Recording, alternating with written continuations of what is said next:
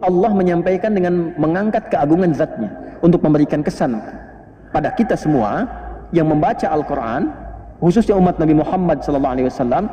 Tolong fokus ini penting, karena bagaimanapun Anda akan bersinggungan dengan mereka. Wa qadayna ila bani Israel, aku tetapkan kepada generasi-generasi yang mengaku keturunan-keturunan dengan nama-nama Bani Israel ini.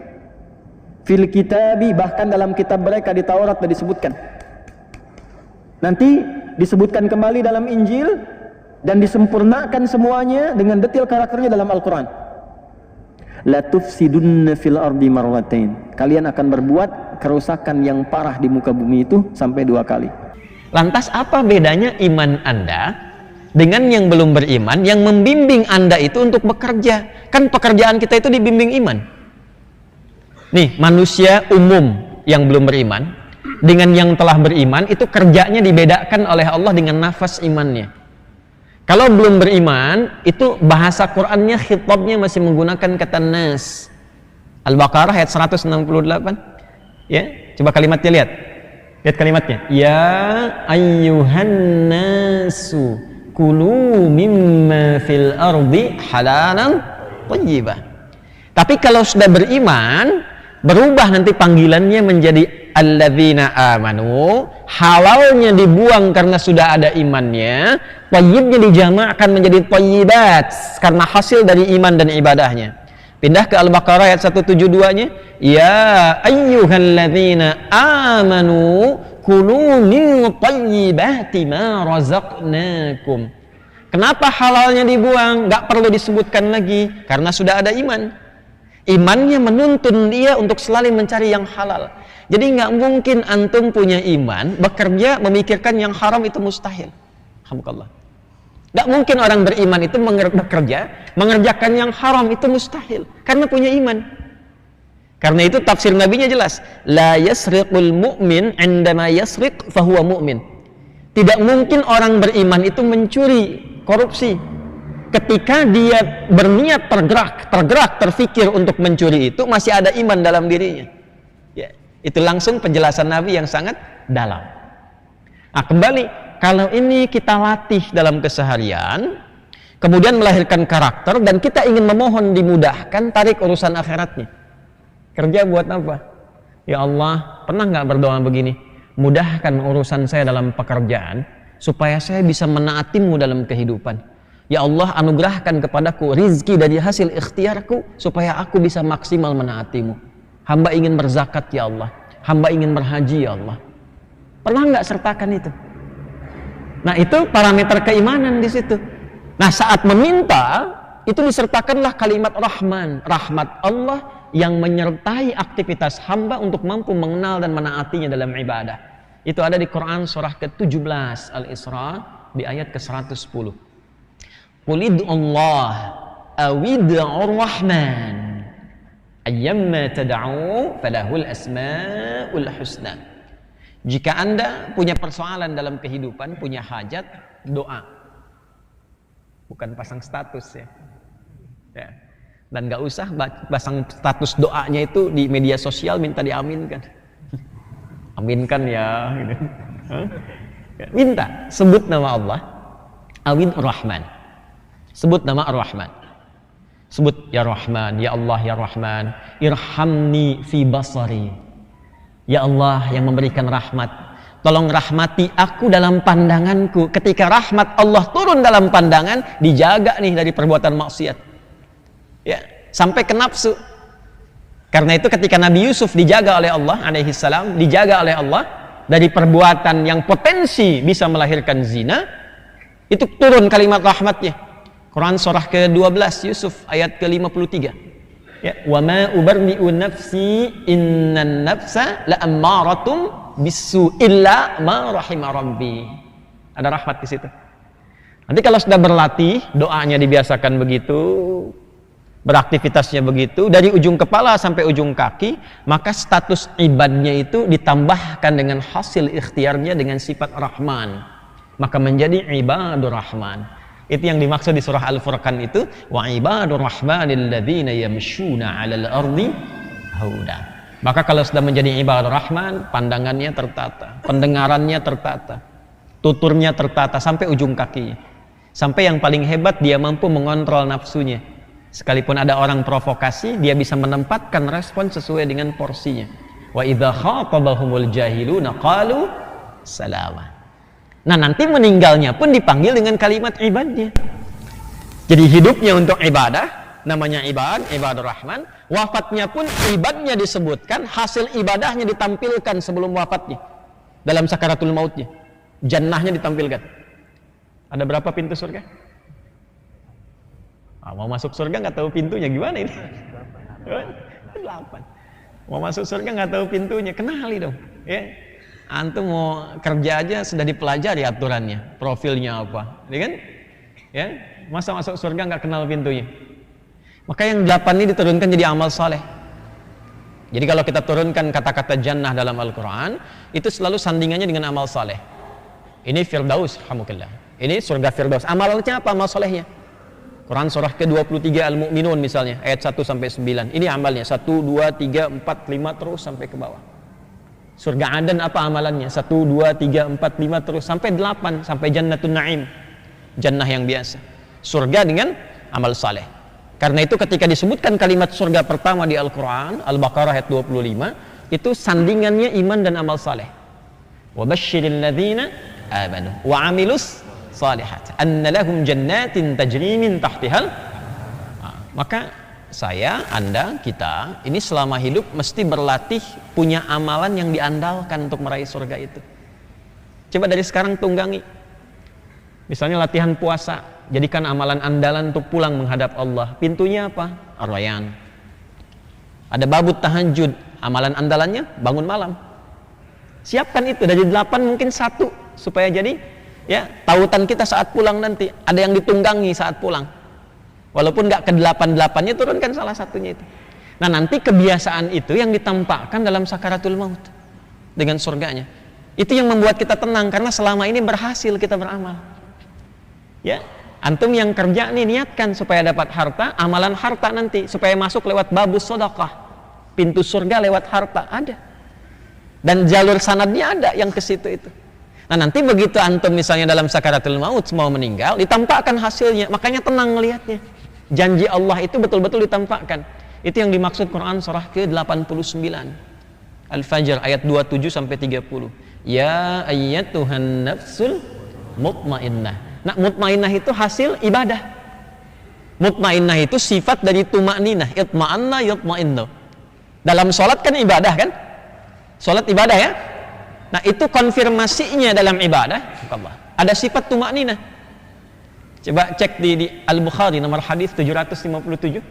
Dikonfirmasi di hadis Muslim nomor hadis 397. Yang dari Abu Hurairah radhiyallahu taala anhu, kisahnya Khalad bin Rafi' Az-Zuraiqi. Ketika Nabi mengajarkan sholat yang benar kepada sahabat Khalad, kata Nabi, setelah kemudian engkau baca surat, kemudian ruku', ya. Kemudian yang paling menarik, hatta tatma'inna raqi'ah.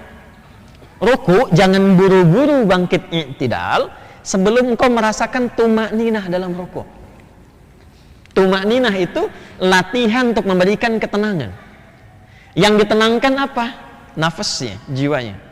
Ketika nafas dilatih sehingga memiliki ketenangan itu, maka tuma'ninah berubah sifat menjadi mutmainnah. Nah, nafas ketemu mutmainnah, sifatnya disebutlah nafsul mutmainnah. Jadi karena terus rajin ibadah, sifat nafasnya berubah menjadi mutmainnah. Saat dipanggil pulang, sifat itulah yang disebutkan. Ya ayyatuhan nafsul mutmainnah, irji'i ila rabbiki radiyatan mardiyah. Perhatikan, fadkhuli fi ibadi, konfirmasi ibadah, wadkhuli jannah, di situ ditampakkan. Nih hasil kamu selama ini ibadah. Apa amalan andalannya?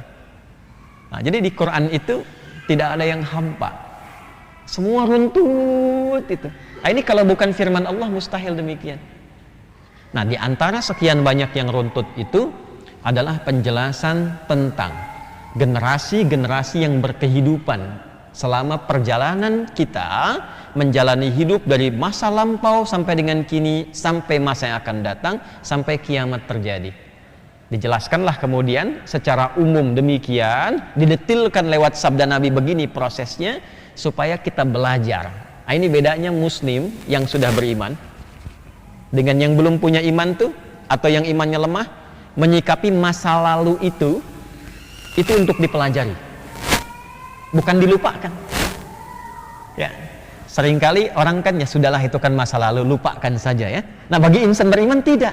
Masa lalu itu dibentangkan untuk dipelajari.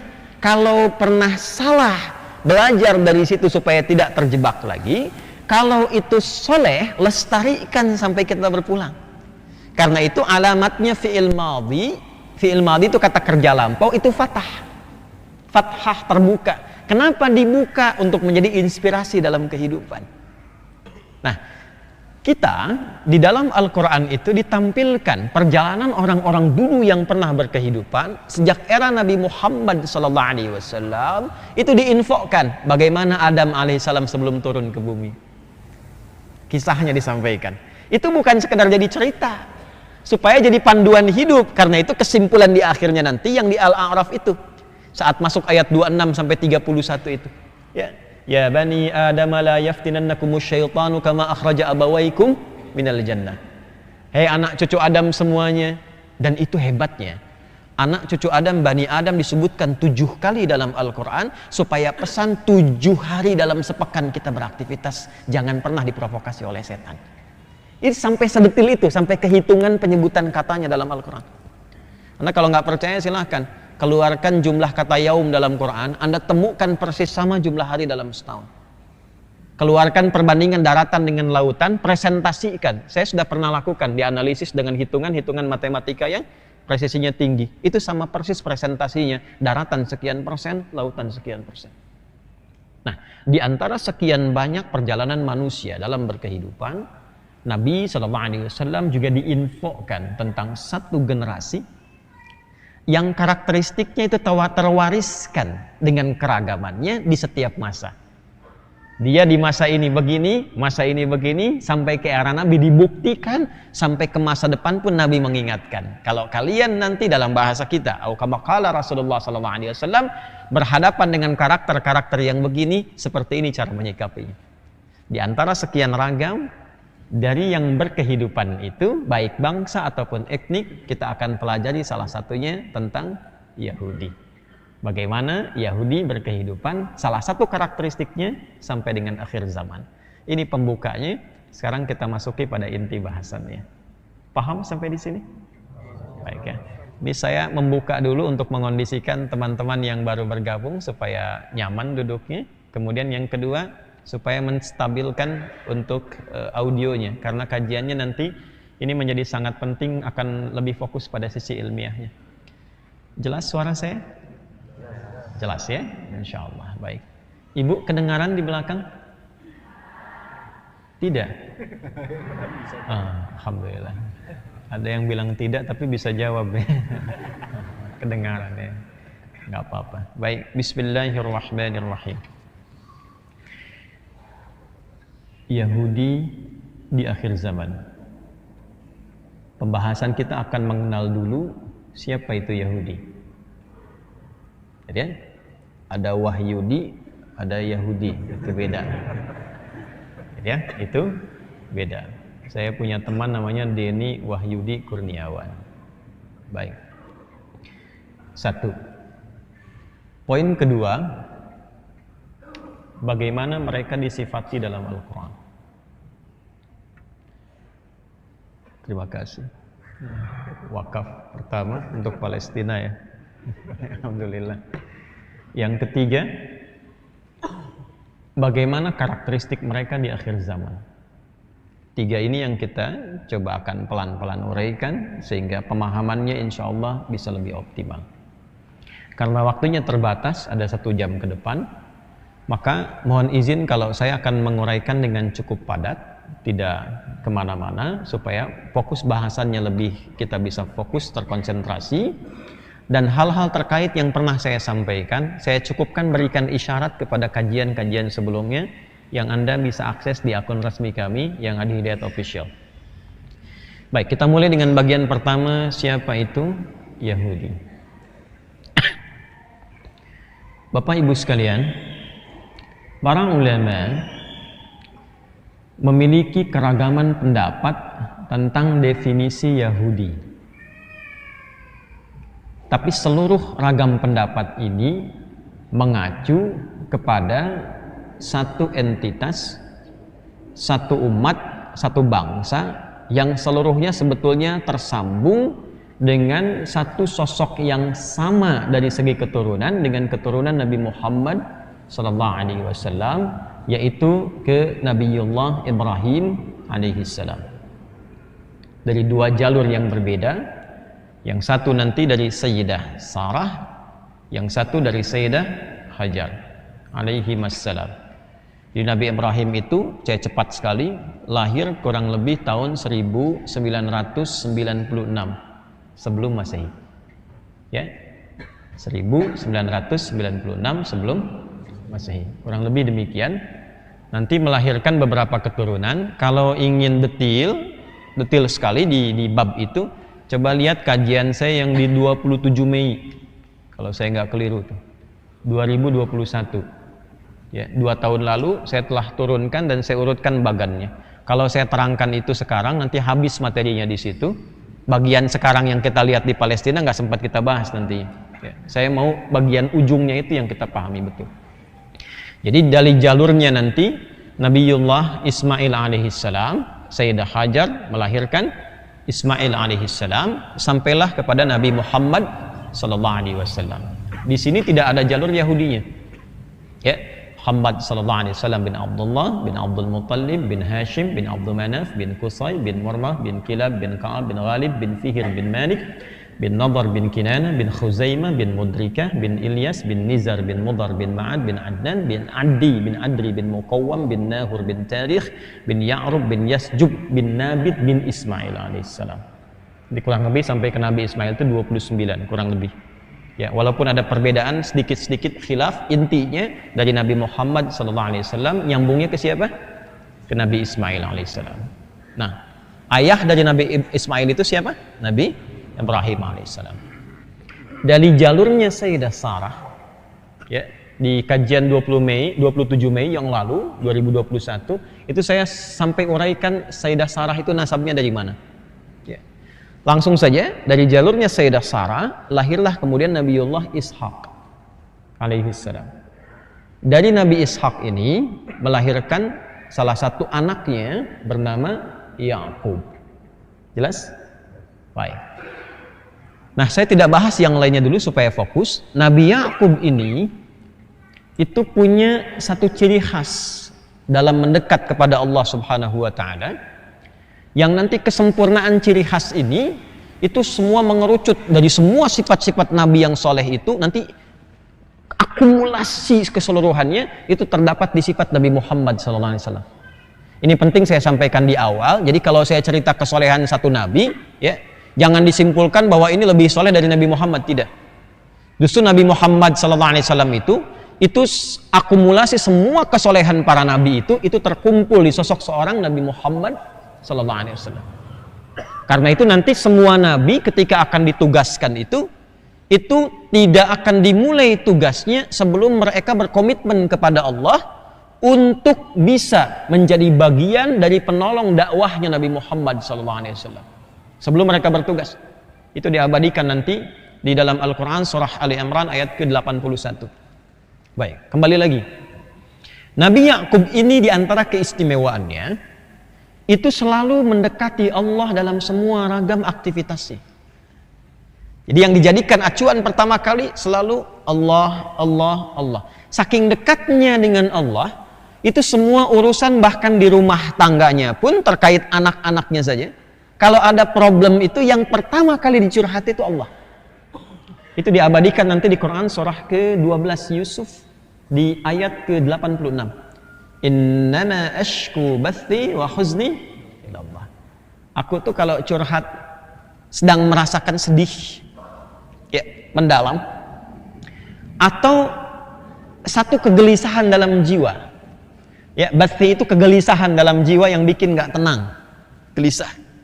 Ya, ibu akhir bulan gelisah karena suami belum ada tanda-tanda untuk menerima bulanan misalnya. Nah, itu bathi. Huzni itu bukan sekedar kegelisahan, tapi kekhawatiran yang melahirkan kesedihan. Gelisah yang sudah menghadirkan kesedihan, sudah ada air mata di situ. Huzn namanya. Itu ditumpahkan semuanya dengan sujud kepada Allah, minta. Saking dekatnya itu sampai meminta sampai seringnya air mata mengalir. Itu pernah terkait kasus dengan putranya Nabi Yusuf alaihissalam saja, itu matanya itu sampai mendekati buta. Bahkan ada yang menyebutkan buta karena menangis. Nah, sanad minta ini sama Allah itu nanti diwarisi salah satunya oleh salah seorang ahli hadis. Namanya Muhammad, tinggalnya di Tirmidzi, sehingga dikenal dengan At-Tirmidzi. Ya, tumbuh berkembang di Tirmidzi, ada yang menyebut Turmudz, dikenal dengan At-Tirmidzi. Itu beliau di akhir hidupnya itu matanya buta. Butanya itu bukan karena rajin baca riwayatkan hadis, bukan. Itu ahli hadis, ahli Al-Quran, ahli fiqih, ahli tahajud, ahli puasa, tapi di akhir hidupnya buta karena saking banyaknya menangis kepada Allah karena takut apa yang telah beliau hasilkan dalam hidupnya dianggap masih belum cukup mendapatkan rahmat Allah Subhanahu wa taala. Bayangkan tuh. Nah, karena saking dekatnya inilah kemudian disifatilah dengan satu nama yang khusus untuk beliau pada waktu itu, disebut dengan hamba yang sangat dekat dan taat kepada Allah. Ya, hamba yang dekat dan taat disebut dengan Isra, Allah il dalam bahasa itu. Sehingga ketika digabungkan menjadi apa? Israel. Jadi kalau mendengar kata Israel itu artinya penamaan yang dilekatkan kepada siapa? Nabi Yakub alaihis salam. Nanti kakeknya, kalau kakek kan Nabi Ibrahim kan, lebih dekat lagi dengan Allah. Bukan cuma dalam ritualnya, dalam setiap tahapan hidupnya ujiannya lebih berat dibandingkan dengan Nabi Yakub alaihis salam. Belum punya keturunan, begitu punya harus disembelih gitu kan. Baru berdakwah sudah diancam sampai dibakar hidup-hidup, dan seterusnya. Karena itu naik statusnya lebih tinggi menjadi Khalilullah. Wattakhadallahu Ibrahim Khalila. Jadi yang ini Israel, yang kakek datuk ke atasnya Khalilullah. Nanti yang puncak ke bawahnya, yang terakhir, yang alhamdulillah kita dipilih menjadi umat beliau sallallahu alaihi wasallam, ya, itu Habibullah. Lebih tinggi lagi tuh.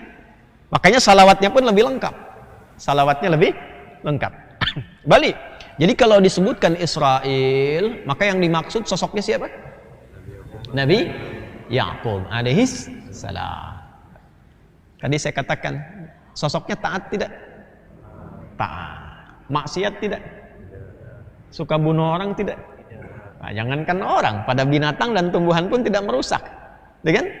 Suka merampok tidak? Tidak. Suka menempati dan mengambil properti orang tidak? Tidak. Pernah datang jadi tamu terus mengusir tuan rumahnya? Tidak. Berarti kalau disebutkan Israel ini menunjuk kepada sosok Yakub alaihissalam yang begitu taat, begitu baik, dan tidak punya sifat-sifat buruk yang tadi disebutkan. Jadi kalau ada orang mengambil nama ini dan menjadikan moto atau slogan dalam aktivitasnya, maka seharusnya yang diambil makna-makna ketaatannya, bukan makna-makna lawannya atau paradoksnya. Jelas sampai sini? Jadi kalau ada yang mengambil nama Israel tapi mempertontonkan misalnya keganasan, kriminalitas, genosida, pembunuhan dan sebagainya, itu sesungguhnya sedang menampakkan kontradiksi dengan namanya. Jadi baru disebutkan nama dengan perilaku saja, kalau sudah menyimpang kita tahu ini bukan Israel. Jelas? Halo, paham tidak? Paham ya? Baik. Nabi Yakub menikah. Baik. Kurang lebih ada 4 istrinya. Ada berapa? 4. Tenang Bu ya, ini Nabi Yakub. Ya. Dari 4 ini nanti melahirkan 12 keturunan. Berapa keturunan? 12 ya. Nanti 4 ini anaknya Laban, semua 4-4-nya, dari Lea sampai dengan Rahilah dan seterusnya. Dari 12 ini itu disebut dengan asbab namanya, anak keturunan. Lalu sifat yang melekat kepada kekeluargaannya yang mengacu pada genealogi silsilah yang sama itu disebut bani namanya. Apa namanya? Bani. Contoh, kita kalau diurut-urut nih, Anda, saya, kita, antum, ini keturunan Nabi nih. Ini wajah-wajah begini juga keturunan Nabi. Ya, bukan amin, memang nggak pakai amin pun keturunan Nabi. Ya, bukan Nabi Muhammad SAW, Nabi Adam. Ke atas, Nabi Adam. Antum mau urut-urut nih sampai ke atas, bapaknya bin siapa, bin siapa, bin siapa, ketemu Nabi Adam tuh. Ya, karena kita adalah manusia, wajarnya manusia keturunan dari manusia lagi. Jadi nggak mungkin manusia keturunan atasnya dari binatang misalnya. Ya, kalau ada yang pengen dari monyet sih silahkan saja, itu urusannya kan. Kita nggak ikut-ikutan gitu kan. Tapi kalau kita urutkan diri kita pribadi ke atas, kita akan temukan kita bersumber dari manusia pertama, namanya siapa? Adam alaihissalam. Karena silsilah kita secara genealogis tersambung ke atasnya sampai ke Nabi Adam, maka kita pun disebut dengan Bani Adam. 7 kali disebutkan dalam Al-Quran. Ya, contoh misalnya Quran surah ke-7. Di Al-A'raf ayat ke-31. Ya Bani Adam khudhu zinatakum 'inda kulli masjid. Bani Adam. 7 kali disebutkan, 7 hari beraktivitas selama sepekan. Bani Adam. Yuk, perkecil skupnya. Karena ini tadi di antara keturunan Nabi Adam itu ada Yakub alaihissalam, sifat kesolehannya dan kedekatannya dengan Allah disebut dengan Israel, punya keturunan khusus 12 ini, maka disebut dengan apa? Bani Israel. Baik, dengan cepat ya. Nanti kita temukan ini sebagian besar saja. Misalnya ada Syam'un. Dari Lea itu nanti melahirkan 6 anak. Ada Syam'un, ada Ruben nanti, ada Levi yang melahirkan imamat ke bawahnya sebagai pelayan atau keimaman. Yang keempat ada Yahuda. Highlight yang keempat ini. Ya. Jadi kalau kita urutkan lagi, ya, boleh nanti dari Ruben boleh, dari Syam'un boleh. Ruben misalnya, kemudian Syam'un, Levi, kemudian Yahuda, Izakhar dan Zabalun. 6. Nanti dari Rahilah ada Yusuf alaihissalam, ada Bunyamin. Jadi Yusuf dengan Bunyamin dari ibu yang berbeda. Ya, namanya Rahilah. Nabi Yusuf alaihissalam, kemudian Bunyamin. Ini nanti kalau kita urutkan silsilah ini, kalau saya tulis di papan tulis nih, bisa diurutkan sampai penuh, sampai habis nih. Ya. Bahkan nanti bisa kita turunkan dari Yusuf nurunkan siapa, dari Bunyamin nurunkan siapa, sampai nanti punya keturunan namanya Talut dari Bunyamin itu. Ya.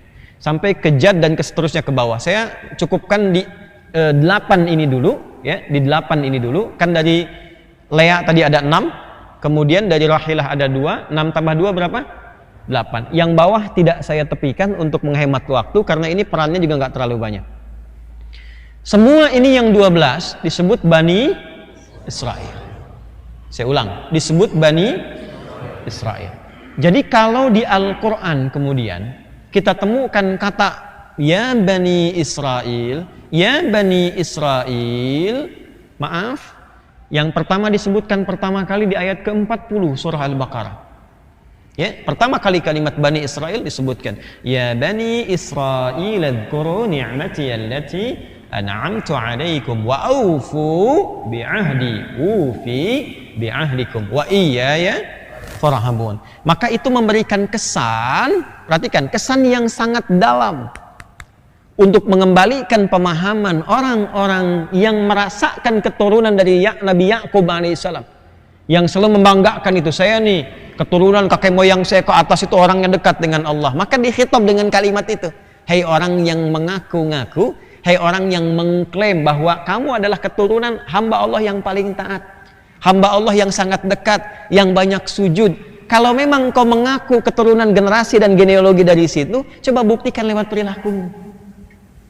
Dan di era Nabi SAW, saat awal-awal hijrah ke Yathrib, yang kelak disebut Al-Madinah Al-Munawwarah, itu sudah ada komunitas itu, yang kelak disebut dengan Yahudi itu. Nanti kita akan temukan.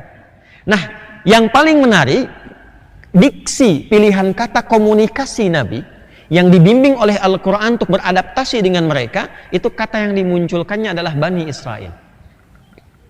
Bukan Yahudi dulu, Bani Israel. Kenapa ditampilkan itu? Untuk memberikan kesan adaptasi dengan mereka yang memang selalu merasa bangga membawa keturunan. Jadi satu, kita temukan deh ya, sifat keturunan ini nanti ke bawah kita akan temukan mereka selalu bangga dengan rasnya dan statusnya sebagai keturunan dari seorang nabi yang sangat soleh. Itu dibawa terus nanti. Dan dari jalur ini, jalur yang tadi saya sebutkan, saya khususkan nanti dari keturunannya misalnya Levi dengan Yahuda, kemudian nanti ke Yusuf, ke Bunyamin, itu punya keturunan yang kalau diurutkan sampai ke bawah, memang kebanyakan dari mereka kalau bukan nabi, itu adalah orang-orang yang hebat di masanya atau di zamannya. Contoh, dari Levi itu melahirkan imam-imam nanti. Ya. Bahkan dari sini, dari imam-imam itu yang diangkat Nabi dan Rasul, seperti Musa alaihi salam. Musa itu jalurnya Levi. Ya, Levi ke atas. Misal, dari Yahuda. Yahuda itu nanti lahir pemimpin-pemimpin. Jadi raja. Nabi, Rasul sekaligus raja. Contoh, Daud alaihi salam. Sulaiman alaihi salam. Jelas? Nah, keturunan Ham ini nanti punya keturunan lagi yang diberi nama anaknya dari jalurnya itu diberi nama dengan Kan'an, ingat ke atasnya untuk mengabadikan nama kakek atau kakak awalnya itu yang Kan'an, itu diberi nama dengan Kan'an lagi. Nah, yang Kan'an inilah yang pertama menemukan daerah yang kita kenal dengan Palestina sekarang. Karena ketika beliau kemudian ke situ, itu ditempati tempatnya diberi nama dengan daerah Kan'an. Pengikutnya disebut dengan Kananis. Dan di antara suku besarnya nanti ada suku namanya Filistin. Nah, semua anak Nabi Yakub tadi yang 12 dikenal dengan Bani Israel, itu tempatnya di sini semua. Nah, menariknya begini. Orang mungkin sekarang mengiranya saya menghafal Quran saja. Alhamdulillah saya juga menghafal Injil, menghafal Bible. Ya, dan saya meriset. Biasanya kalau sudah ada versi baru, saya beli. Jadi saya punya banyak koleksi Bible di rumah. Saya simpan di kantor di ruang riset sekarang. Termasuk yang Talmud, versi-versi kekinian dan sebagainya, saya koleksi juga. Nah, ini ada Alkitab terjemahan baru, Holy Bible, New International Version. Ini versi internasionalnya. Di sini ada peta. Dibuka dengan peta. Ini supaya menambah wawasan ya, Bapak Ibu sekalian. Kok bisa katanya kajiannya kajian tausiah, tapi referensinya Bible. Gak apa-apa. Ini ada peta nih. Tuh, dibuka dengan peta. Ini petanya, Division of Canaan 1200 sampai 1030 before Christ, sebelum Masehi. Jadi ini petanya dulu, kanan yang saya tulis ini, ya. Ini tahun 1200 sampai 1030 sebelum Masehi. Penyebaran semua anak cucunya Nabi Yakub alaihissalam yang 12 tadi, yang asbat anak-anaknya, ini bahkan disebutkan di daerah mana saja. Zebulun di mana, Izakar di mana, kemudian Yusuf di mana, disebutkan di sini semua. Yahuda di mana, ya, Shamon di mana, Levi di mana, disebutkan semua petanya di sini, dan semua wilayah disebut dengan Palestina. Paham sampai sini? Baik, itu dulu yang ingin saya tampilkan di awal. Nah, di bumi inilah kemudian Nabi Ibrahim alaihissalam hidup, Ishak kemudian hidup, ya, Sayyidah Hajar mengandung, dan yang paling unik nanti ketika mengandung itu dan lalu melahirkan Ismail alaihissalam, lahirnya di Kan'an sama persis di situ. Cuma nanti dihijrahkan di awal hidup, ya, ke kota Mekah Al-Mukarramah untuk memberikan satu definisi yang kuat tentang fitrahnya semua nabi yang hijrah. Ya, tentang semua nabi yang hijrah. Nanti Nabi Yusuf pun kan hijrah. Jelas ya? Nabi Yusuf pun hijrah. Jadi ketika kemudian Nabi Ismail itu dihijrahkan dari kecil untuk memberikan kesan bahwa ini akan melahirkan keturunan di akhir yang sempurna dari segi kenabiannya, yaitu Nabi Muhammad sallallahu alaihi wasallam. Karena memang doa Nabi Ibrahim itu lahirnya mesti di Mekah, khusus Nabi Muhammad. Itu ada di Al-Baqarah yang tadi saya baca, ayat 129. Nabi Ibrahim, Nabi Ismail alaihi wasallam berdoa khusus supaya minta Nabi terakhir lahirnya itu di Mekah, di dekat Ka'bah, untuk menunjukkan Nabi yang istimewa, tempat lahirnya pun mesti istimewa, beda dengan Nabi yang lain. Nah, di era Nabi Yusuf alaihissalam, seperti kita dengar kisahnya yang viral, beliau kemudian melewati dari semua drama kehidupan dengan saudara-saudaranya itu, singkatnya jadi pembesar di Mesir. Jelas? Lalu ketika jadi pembesar, dibawalah koleganya ini, termasuk ayahnya Nabi Yakub alaihissalam. Yakub dibawa, 11 saudaranya dibawa semua, pindahlah ke Mesir. Ya, sebentar. Ya. Itu masih raja tuh suasananya. ganti generasi, ini keluarga besarnya Nabi Yusuf alaihissalam, termasuk Nabi Yakub alaihissalam, keluarga besar jadi 12 itu tumbuh, berkembang, beranak pinak semua di situ. Sampai tibalah kemudian di eranya Fir'aun berubah keadaan, ganti generasi, masuk ke era sebelum Musa alaihissalam, terjadi situasi yang berubah. Muncul kecemburuan. Ketika kan putus risalah nabinya itu. Nabi Yusuf meninggal, ya risalah nabinya putus, maka ketika berganti generasi muncullah kemudian sentimen-sentimen lokal. Kita yang pribumi nih, ini sebenarnya imigran dulu nih. Kok bisa mereka berada di puncak? Kok bisa mereka begini? Maka sentimen ini menjadikan kemudian pertikaian-pertikaian sehingga membentuk kasta baru dalam konteks kehidupan. Maka ketika naik Fir'aun, berubah penamaannya menjadi Fir'aun, naik ini raja, lalu melihat kemudian, oh ini keturunan ini nggak berhak harusnya punya satu keunggulan atau privilege, istilah sekarang, keistimewaan yang ada di tempat kami. Maka dijadikanlah statusnya terendah pada saat itu sampai dengan diperbudak, perbudak semua. Sampai singkatlah muncullah Nabi Musa alaihissalam. Ini kalau waktunya nggak terbatas, sampai jam berapa sih kita? Oh? Karena ini kisahnya selalu menarik gitu kan, selalu menarik. Nanti aja deh yang bulan depan yang di An-Nur yang saya janjikan. Semua perlakuan Fir'aun ini terakam sempurna nanti dari masyarakat dari kalangan ini yang kemudian diperbudak. Yang ini akan melahirkan karakter baru, ya, melahirkan karakter baru. Di semua dari perbudakan, dari mulai maaf sekali, kalimat ini mungkin saya kadang nggak bisa mengungkapkan kalau terlampau kasar gitu ya. Ya, sampai ke status merasa diri sebagai Tuhan, itu budak paling bawahnya itu dari kalangan ini yang Bani Israel tadi. Jadi semau-maunya kalau bunuh ya bunuh, suruh bangun piramid ini yang bawa batu dan sebagainya, itu yang semua hal yang dilakukan. Sampai pada puncaknya ada ramalan-ramalan dukun yang mengatakan pada masa itu akan lahir nanti seorang bayi yang akan mengguncang kekuasaanmu. Maka keluarlah dekrit dari Firaun pada masa itu, tempeli semua keturunan-keturunan Bani Israel ini. Tempel, yang perempuannya khususnya yang mengandung. Jadi ada dua yang nempel, satu intel, satu algojo. Dan algojonya sudah membawa pisau. Ya, pisau sepisau-pisaunya zaman Firaun ya, bukan kayak pisau dapur sekarang gitu. Ya, perintahnya cuma satu. Kalau lahir laki-laki, langsung banting di hadapan ibu yang telah melahirkannya dan gorok sehabis-habisnya. Jadi menjatuhkan tuh, kalau menyembelih dengan dijatuhkan istilahnya dzabaha. Ya, kalau tidak jatuh itu nahara. Makanya unta pakai nahar. Fasalli li rabbika wanhar. Itu untuk unta. Tapi kalau kayak kambing, sapi, kerbau dan sejenisnya dijatuhkan dulu baru disembelih, itu dzabaha. Kalau sekali sembelihan dan halus itu namanya dzabaha yadzbahu dzabhah. Set sekali. Tapi kalau berkali-kali begini itu dzabbaha yudzabbihu. Al-Baqarah ayat ke-49, wa idz najjaynakum min ali fir'auna yasumunakum su'al azab yudzabbihuna. Perintahnya jelas, eksekusi langsung. Genosida, habisin. Setiap ada laki-laki, perempuan boleh hidup. Jadi pada masa itu semua itu kekejian, kekejaman dan sebagainya Firaun.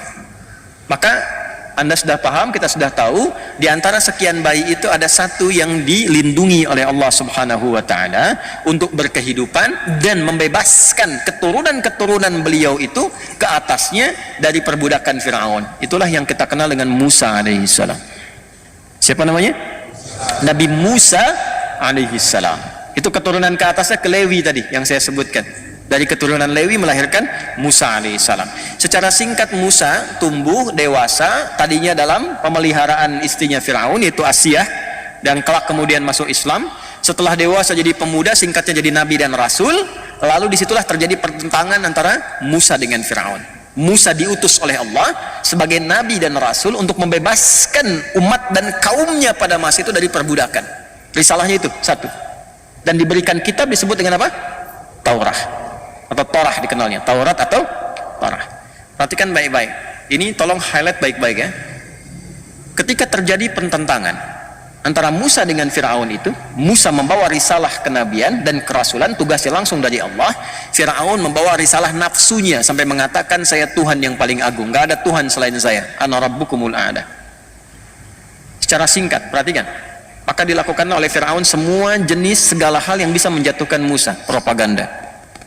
Jadi ilmu propaganda itu sudah ada dalam Al-Quran, diabadikan, dan yang pertama kali disebutkan propaganda keburukannya itu Fir'aun.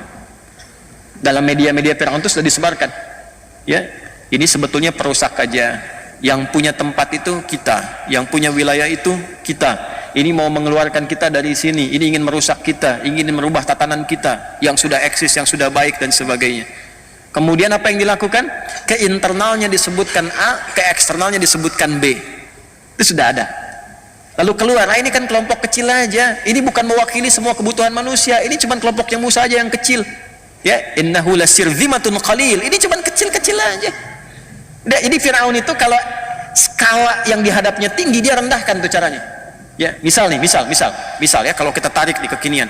Masalahnya Jawa Barat misalnya, atau Indonesia nih. Udah, bikin kecilkan jadi Jawa Barat. Oh, Jawa Barat ini terlalu besar, kecilkan Bekasi. Bekasi terlalu besar, kecilkan Jakapermai. Jakapermai terlalu besar, kecilkan cuman Jamaah Al-Azhar aja yang ratusan. Enggak se-Jawa Barat kok. Palestina kebesaran, kecilkan. Oh, ini Gaza aja. Gaza kebesaran, kecilkan Hamas saja. Innahu lasirzimatun qalil. Nah, ini pembuka dulu ya, tadi yang mau saya sampaikan. Jadi semua perlakuan Fir'aun ini terekam sempurna oleh kaumnya Nabi Musa alaihi salam, yang kelak nanti dari semua mereka membentuk karakter-karakter yang unik, yang mewarisi genealogi ini. Nanti umatnya Nabi Musa ini walaupun dibebaskan dari Fir'aun, tapi nanti ada yang mewarisi sifat dan karakter Fir'aun. Nanti kita akan lihat itu dalam perjalanannya. Ini sangat menarik sekali. Ya, nanti ada yang betul-betul taat dan berubah. Ada yang diambang pertengahan dengan keraguan, ada yang puncaknya dia ikut diselamatkan tapi menyimpang dari ketentuan kepada Allah Subhanahu wa taala.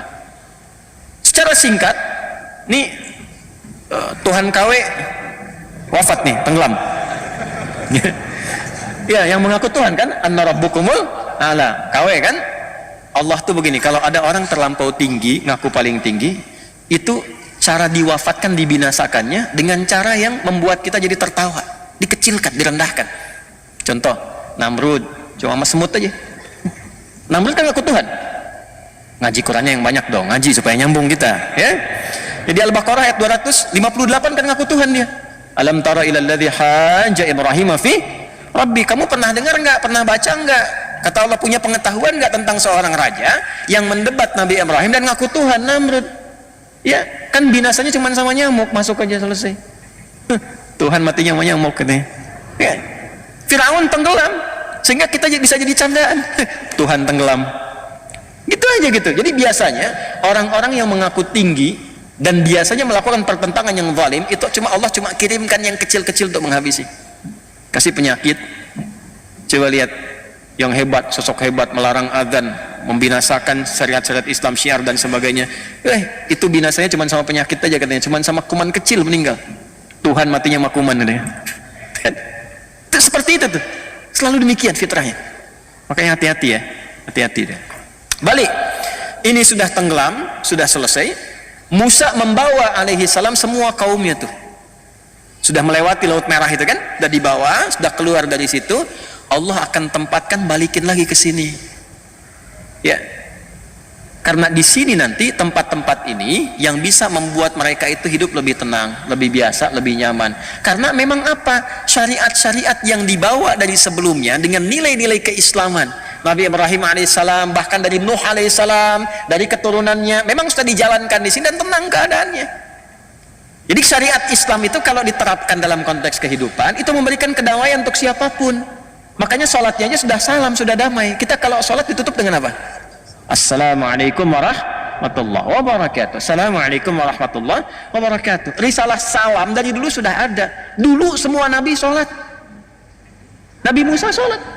Quran surah Taha itu ayat 20. Innani anallahu la ilaha illa ana fa'budni wa aqimis salata li dzikri.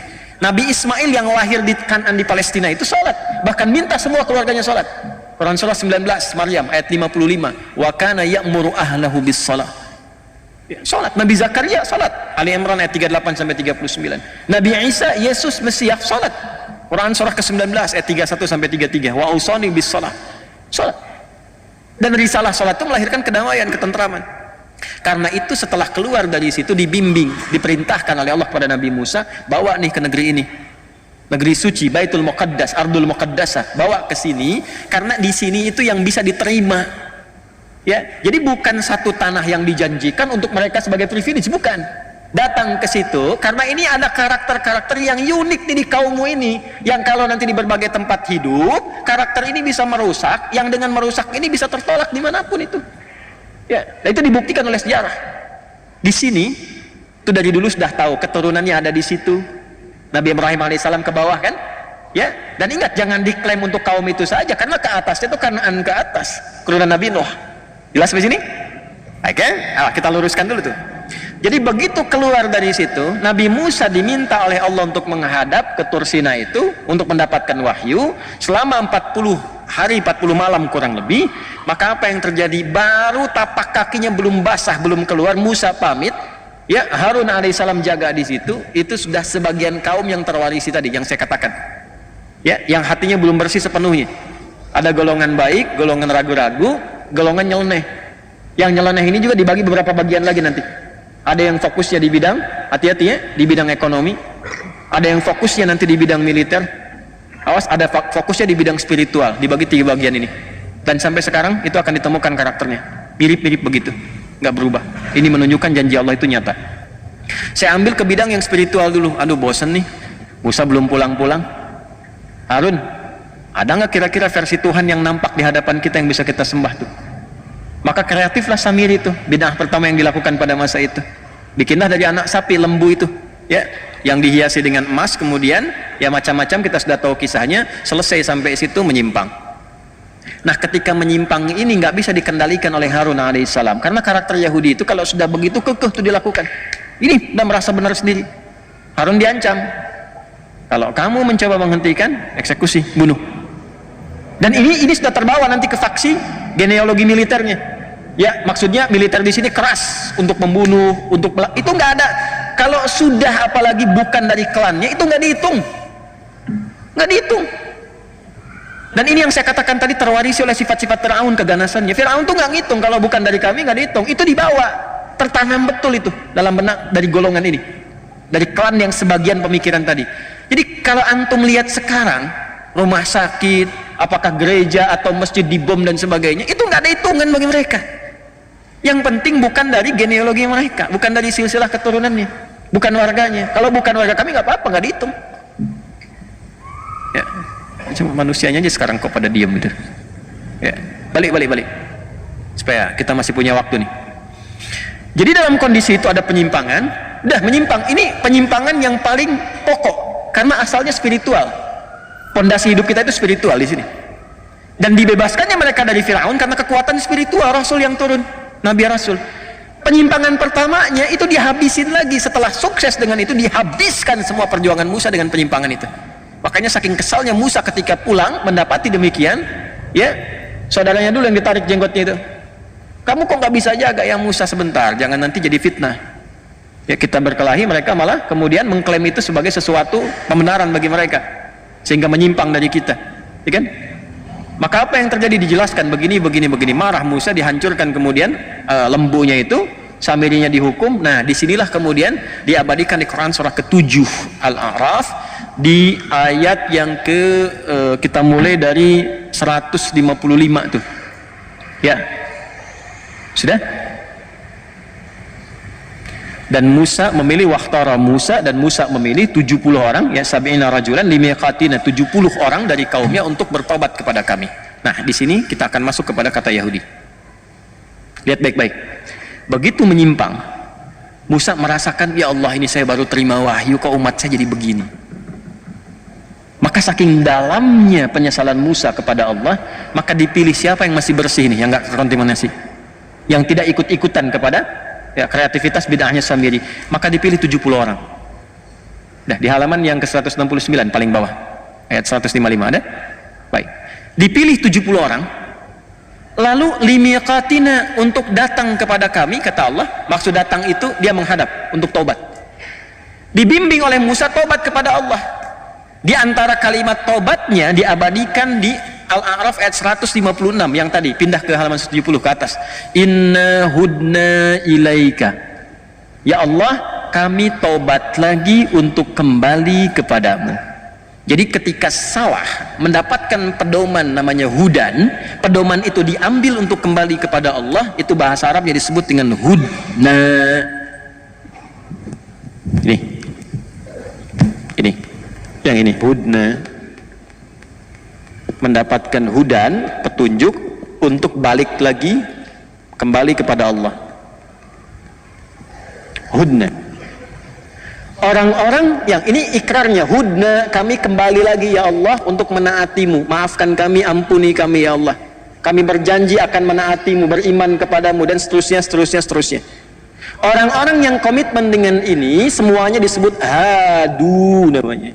Ini di mana ditemukan kalimat hadu di Quran? Di Quran surah kedua Al-Baqarah ayat 62, paling kiri sebelah atas. Innalladzina amanu walladzina hadu wan nasara was-sabiina man amana billahi wal yaumil akhir, dan seterusnya ayat. Hadu ditemukan. Sifat dari ini mewakili karakternya disebut dengan Yahud. Kalau diikutkan ke sini disebut dengan Yahudi. Jadi Yahudi itu kalau kita temukan itu bukan nama orang. Jelas?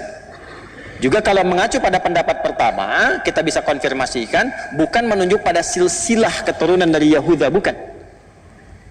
Tapi Yahudi itu memberikan kesan awalnya ditemukan kata ini pada perjalanan umatnya Nabi Musa alaihi salam, yang mereka kemudian menyimpang karena provokasi dan bid'ahnya Samiri itu tadi. Lantas kemudian dipilih oleh Nabi Musa alaihissalam orang-orang yang tidak terkontaminasi untuk tobat kepada Allah, meminta petunjuk untuk mendekat, komitmen pada wahyu, maka disebutlah dengan ikrar mereka, hudna, kami ya Allah balik lagi. Jelas? Sifat karakter itu supaya dibawa, diingat-ingat, jangan salah lagi kayak gitu, jangan salah lagi kayak gitu, maka disebut Yahud. Yang ikut itu disebut dengan Yahudi. Di asal Yahudi ini, asal Yahudi adalah orang yang ingin kembali pada jalan yang baik, pada jalan yang benar. Paham nggak sampai sini? Baik. Tapi apa yang terjadi? Setelah peristiwa ini sudah Allah terima taubatnya, tapi yang salah tetap salah. Yang salah dihukum, yang benar kemudian diberikan masa tenggang untuk berkehidupan terus sesuai dengan ajalnya. Jadi yang ini sudah selesai dihukum, ini jalan. Tapi ya itu tadi yang nggak hilang dalam karakternya, tetap dalam perjalanan pun sifat ngiyalnya masih ada.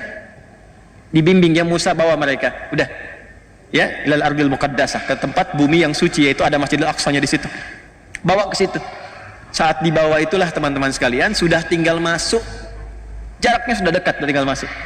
Disampaikan bagaimana kita masuk, sementara di tempat itu sekarang sudah beraneka ragam sukunya, udah banyak yang kuat-kuat, bahkan ada suku hebat dipimpin oleh Jalut yang kita sebut dengan Goliat itu. Wah Musa, kami nggak mau masuk lah.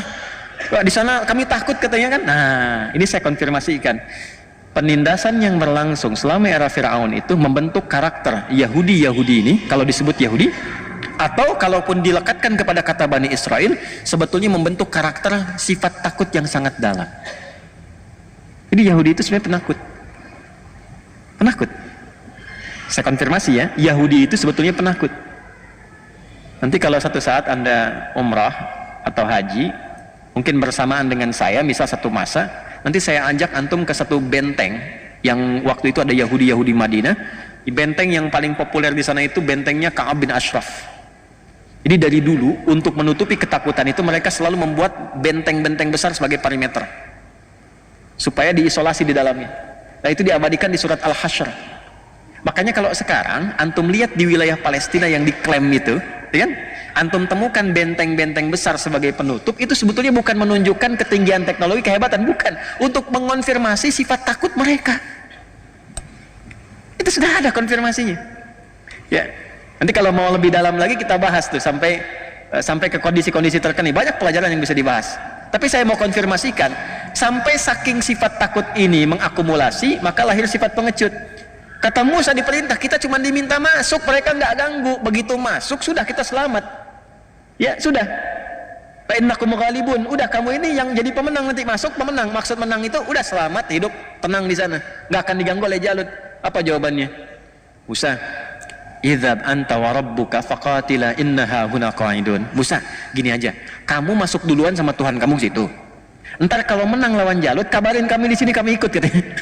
Kami nonton dulu di sini. Coba Anda bayangkan tuh. Udah ditampakkan di hadapan mata mereka Fir'aun yang lebih tinggi dibandingkan dengan Jalut itu, ditenggelamkan di Laut Merah, cuman dipukul tongkat kayu, bem, kebuka itu lautan, nelan mereka semua di hadapan matanya. Tinggal masuk, keluar kalimat Musa, ente aja deh, Tuhan ente masuk situ, kan?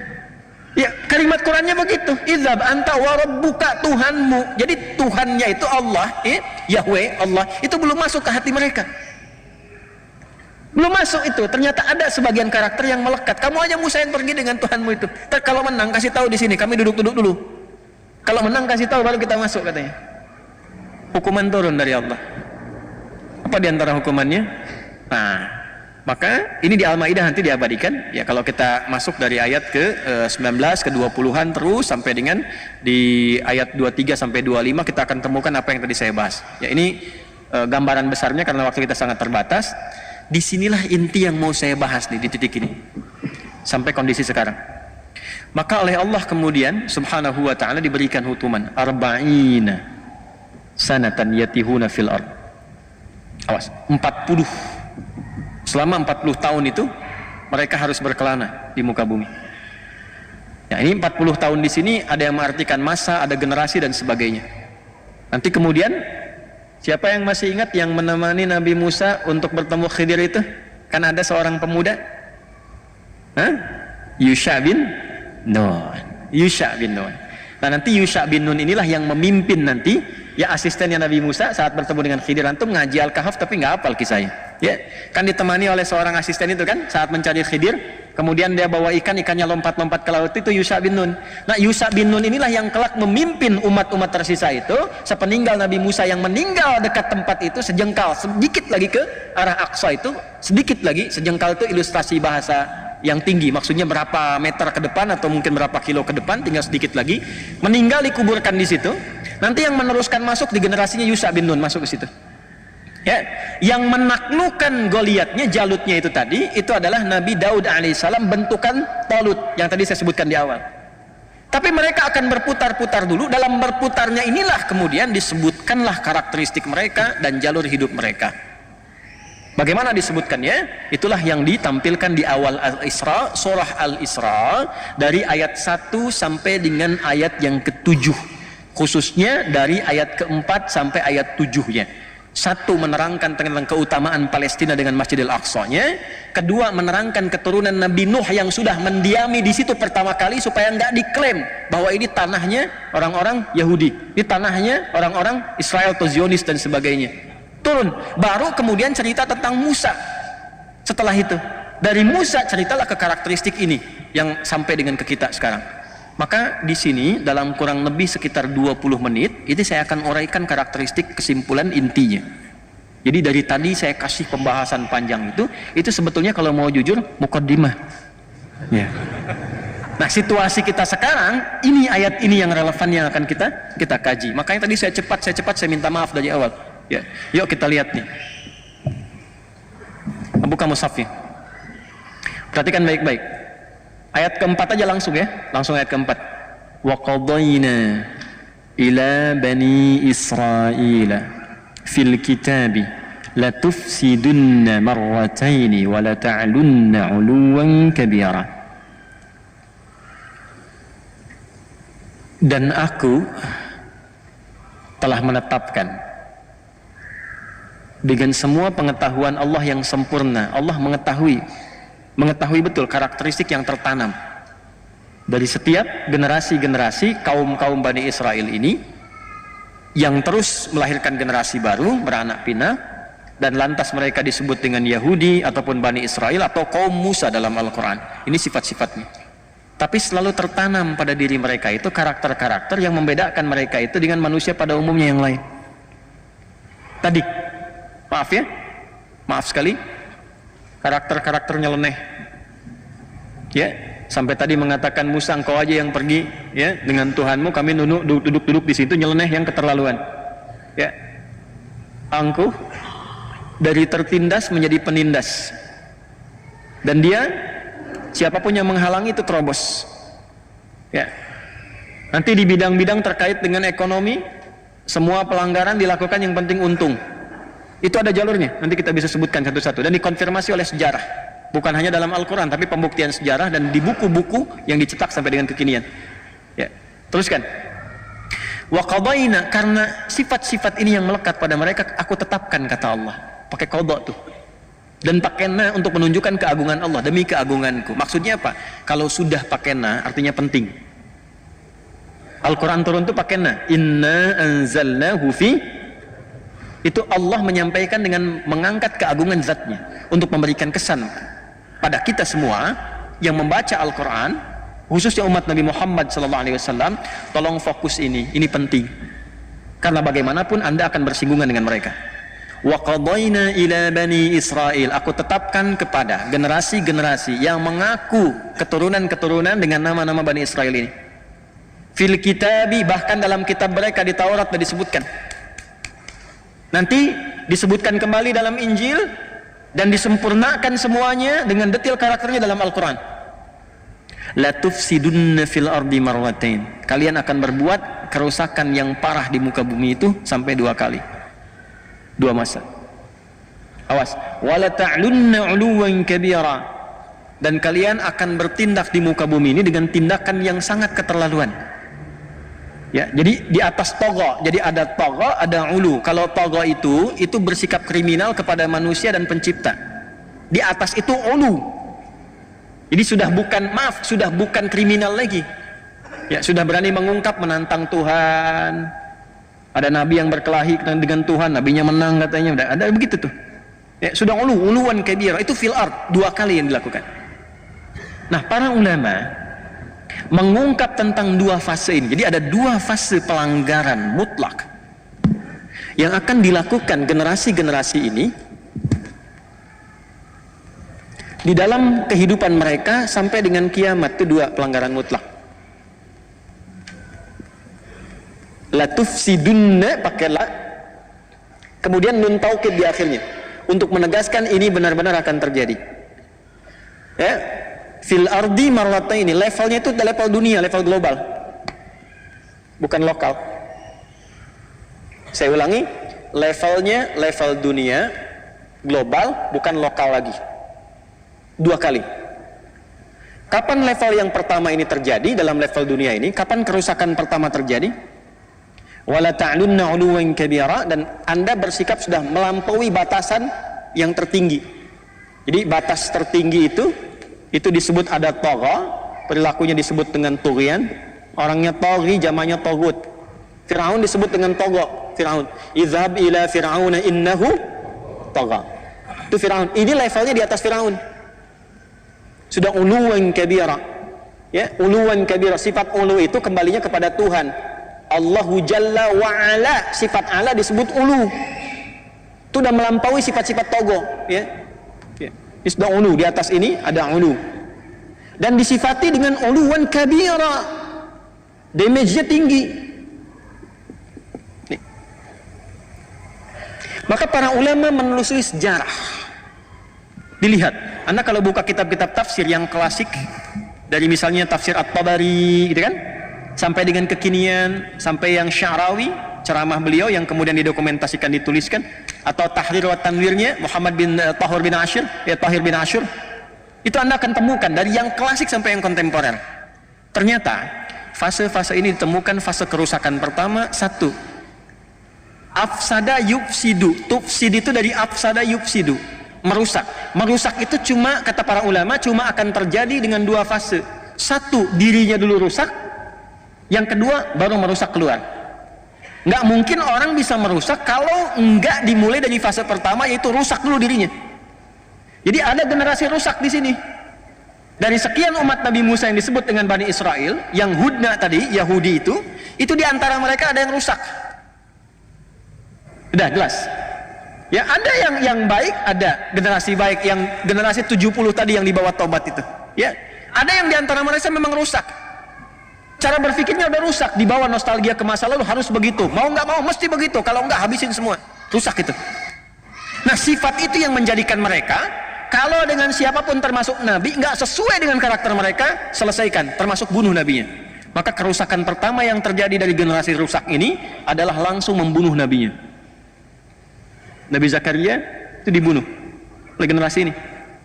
Jadi setelah Nabi Musanya meninggal, terus generasi masuk, Daud, Sulaiman selesai, kan terakhir Nabi Isa.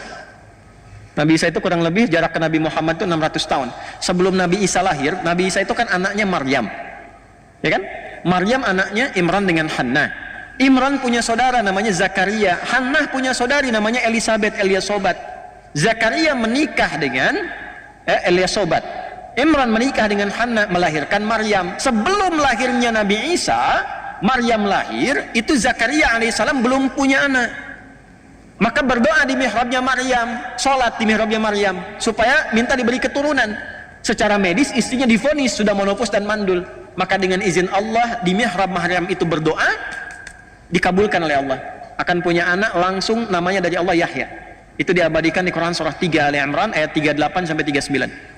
Ya hunalika da'a Zakaria rabbah qala rabbi habli min ladunka dzurriyyatan thayyibah innaka sami'ud du'a fanadatul malaikatu wa huwa qa'imun yusalli fil mihrab anna Allah yubashshiruka bi Yahya. Yahya, John. Ya, Yahya. Bahasa Inggrisnya atau Latinnya John. Ya, John, Yohanes, John. Jelas? Nah ini Nabi Zakaria, Nabi Yahya itu kan ditunggu-tunggu pemuka Nabi mereka itu, pemukanya. Generasinya sama, generasi Musa ke bawah itu.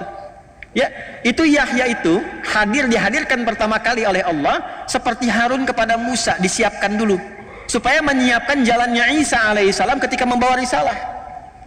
Ya karena Nabi Isa itu nanti dari bayi sudah dapat tugas, tumbuh dewasa, mudanya itu meninggalnya muda, jadi nggak nikah Nabi Isa itu, nggak sempat nikah, 30-an tahun lebih sedikit itu sudah meninggal. Ya, inni mutawaffika wa rafi'uka ilayya. Ya, diwafatkan, diangkat kemudian oleh Allah Subhanahu wa taala. Makanya makamnya sampai sekarang nggak ditemukan. Diangkat. Jadi sudah sampai di situ disiapkan dulu. Yang menyiapkan siapa? Allah. Siapa yang ditunjuk? Nabi Zakaria lewat anaknya Yahya. Itu meninggalnya dibunuh oleh kalangan yang rusak ini. Bayangin sampai bunuh Nabi. Bahkan kalau mau tarik sebelumnya Nabi Soleh ada. Mungkin antum belum pernah dengar kisah ada Nabi digergaji meninggalnya. Belah dua. Gitu. Mereka yang nuntut, ada mukjizat, dikasih kemudian unta keluar dari batu, udah gitu untanya dihabisin, nabinya dibunuh. Ini golongan rusak tadi. Sampai ke puncaknya Nabi Zakaria dibunuh, Nabi juga Yahya dibunuh, dan Nabi Isa pun dikejar mau dibunuh, mau disalib di akhir itu. Ini kan kelakuannya ini generasi rusak. Ya. Jadi yang 70 tadi melahirkan yang baik-baiknya sedikit, ke bawahnya itu Hawariyun itu. Ya, Hawariyun yang 12 orang itu, yang murid-muridnya itu kan. Ya itu pun sedikit, yang selebihnya itu mewarisi genealogi tadi, genetik tadi yang merusak. Maka ketika itu lahir yang rusak sampai Nabi Isa pun dikejar. Nabi Isa kan keturunan ini dari Bani Israel ke atas, jalurnya ke Ishak alaihissalam. Maka apa yang terjadi? Itulah yang membentuk karakter. Maka dihukum oleh Allah karena karakter ini merusak. Maka golongan orang-orang rusak ini di setiap tempat dimanapun itu gak akan bisa diterima. Maka 3 fase mereka hancur. 3 fase mereka hancur. Pertama, masanya yang gue lihat itu, Jalut. Ini sudah viral di kitab-kitab tafsir. Yang kedua, masanya Nebukadnezar yang datang dari Babilonia. Habis semua, dihancurkan. Habis dikejar-kejar. Kemanapun ada dikejar. Karena selalu merusak. Tinggal sini merusak, sini merusak. Golongan rusak ini. Yang ketiga, era Romawi. Ya, sesaat kemudian sebelum masuknya khususnya di era-era sepeninggal Nabi Isa alaihissalam sampai nanti ke era sebelum kelahiran Nabi Muhammad SAW. Tidak ada satupun orang-orang generasi ini termasuk Yahudi yang lainnya menetap dimanapun kecuali selalu datang Romawi menghabisi mereka dimanapun. Ya, sampai nanti generasinya Turki Utsmani sampai periode yang berikutnya. Itu setiap tinggal mau wilayah Eropa dimanapun selesai. Inkuisisi. Kalau nggak digantung, disiksa, habis dikejar kemanapun. Nggak ada yang bisa menetap karena perilaku ini. Ya. Jadi golongan rusak itu tinggal dimanapun sifatnya merusak. Di kalau dagang pengen yang paling unggul, tapi cara unggulnya itu ini diadu dulu nih, yang eksis diadu supaya hancur. Begitu hancur dia masuk di setiap tempat, setiap era dengan cara berbeda tapi polanya sama, selalu ingin unggul. Dan sifatnya itu semua sistem dalam berkehidupan disebut milah namanya. Itu prinsip mereka, sepanjang ada sistem berkehidupan di era manapun kita harus yang paling atas apapun caranya. Itu yang diungkap di Al-Baqarah ayat 120. Walan tarda ankal yahudu walan nasara hatta tattabi'a millatahum. Antum bedakan din dengan millah itu beda. Dan lihat ya, jangan salah nih, jangan salah. Kalau Yahudi pakai walan tarda ankal yahud, disebutkan Yahudi. Tapi Nasrani pakai la. Cuman kita bacanya pakai kan alif lamnya syamsiah tuh. Ya, lamnya masuk ke nun, walan nasara. Padahal itu tulisannya la, wala an nasara. Yahudi lebih dahsyat. Ya. Di ekonomi, di pekerjaan harus selalu di atas kuasai. Bagaimanapun caranya. Habisin dulu, hancurkan dulu, bikin mata uangnya habis, jatuh semua, beli, ini naik ke atas. Yang penting bisa menguasai. Itu caranya. Ya itu kan perilaku ya, perilaku. Nanti caranya menghadapinya bagaimana secara elegan. Ini bukan dorongan untuk membenci begini, bukan. Ini menampilkan karakter. Ini dimanapun akan begini. Cara menghadapinya bagaimana? Jadi indahnya Islam itu bukan datang dengan kutukan, bukan celaan, bukan cacian, bukan kebencian. Gak ada uraian kebencian di Quran tuh, gak ada. Quran cuma menampilkan secara faktual begini karakternya. Kalau ente hidup bergaul dengan mereka, yang akan muncul tuh seperti ini. Nanti menghadapinya bagaimana? Itu sisi ekonomi. Ya, secara militer juga begitu nanti, karena mewarisi generasi yang sebelumnya itu karakteristiknya yang sangat kasar, pengen sesuatu segera dilakukan, nabi aja dibunuh, apalagi yang bukan nabi. Nabi aja nggak ada harganya.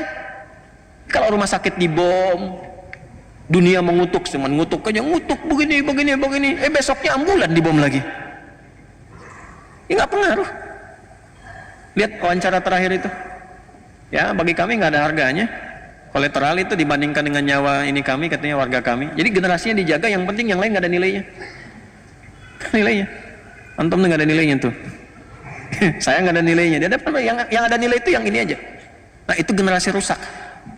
Generasi rusak. Nah nanti 3 kali tuh di fase terakhir, fase Romawi. Maka di mana-mana itu kemudian habis. Baca Qurannya lagi. Ya. Yuk kita bacakan lagi. Wa qadayna ila bani Israil fil kitab la tufsidunna fil ardi marratayn wa la ta'lunna 'uluwan kabira. Terus fa idza jaa wa'du ulahuma ba'athna 'alaikum 'ibadan lana uli ba'si syadid fajasu khilalan diyar wa kana wa'dan maf'ula. Jadi begitu kerusakan pertama terjadi tadi, yang membunuh nabi, membunuh rasul, berbuat kerusakan, maka diutus oleh Allah itu hamba-hamba yang lebih rusak tapi kuat. Ya, yang dimaksud di situ bukan yang muslim, bukan. Ya, yang memang udah sama-sama keras dengan mereka tapi sudah menghabisi mereka.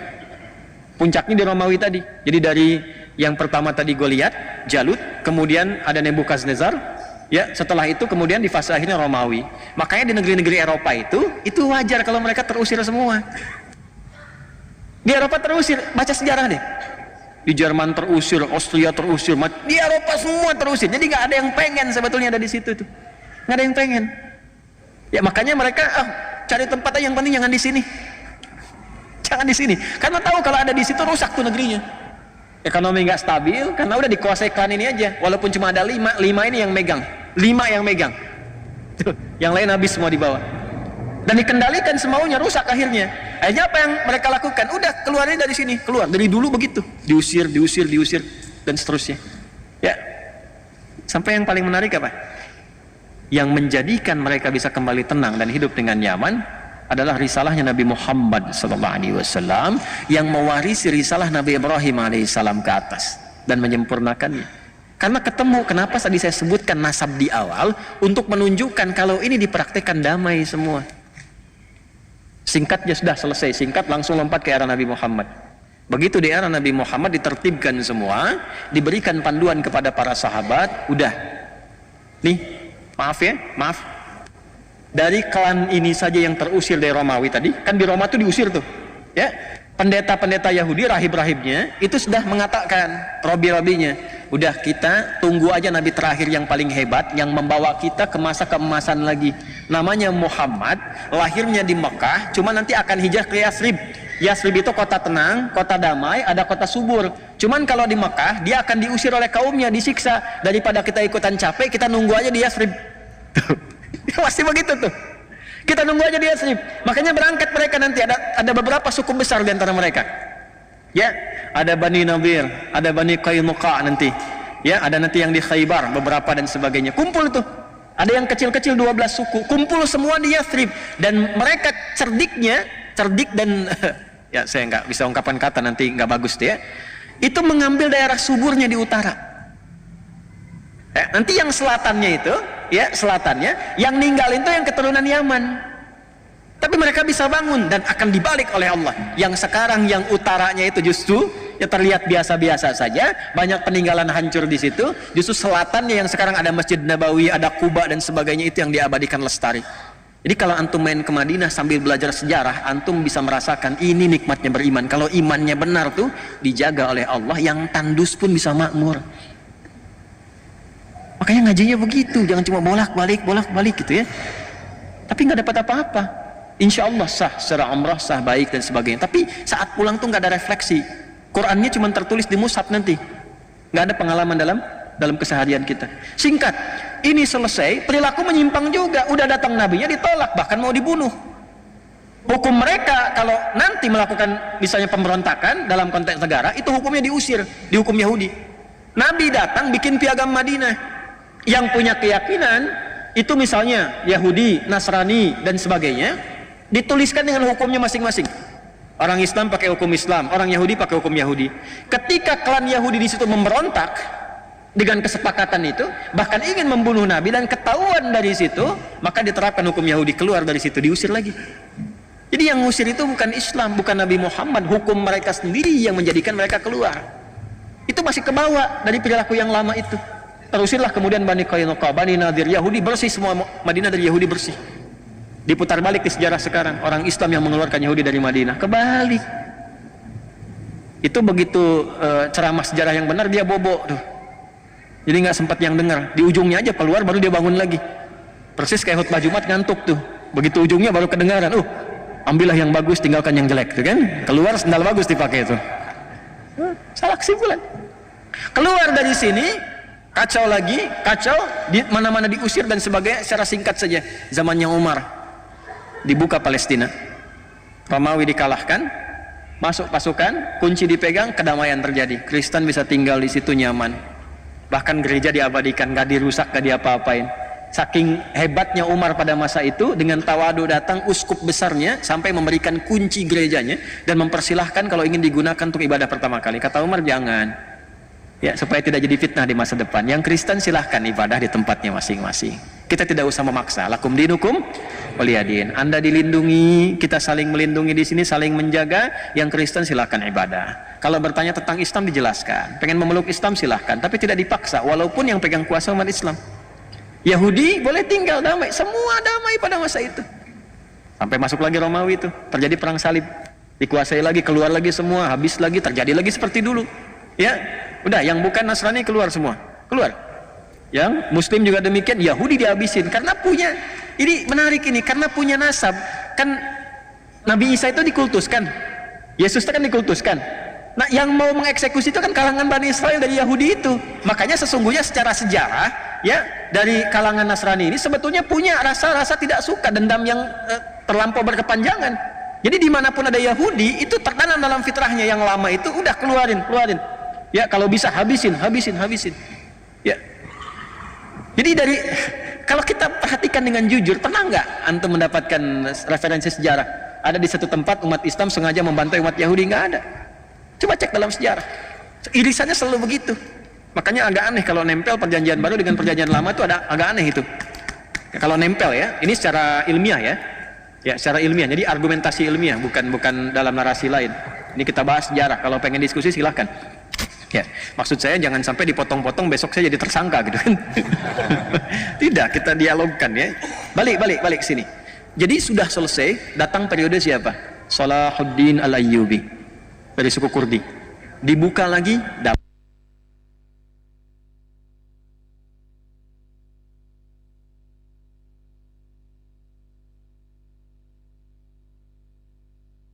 Turki Utsmani sampai 1924 tenang semua, damai dan sebagainya. Terjadi ketika mereka kemudian merasa damai, merasa tenang, golongan rusak muncul lagi.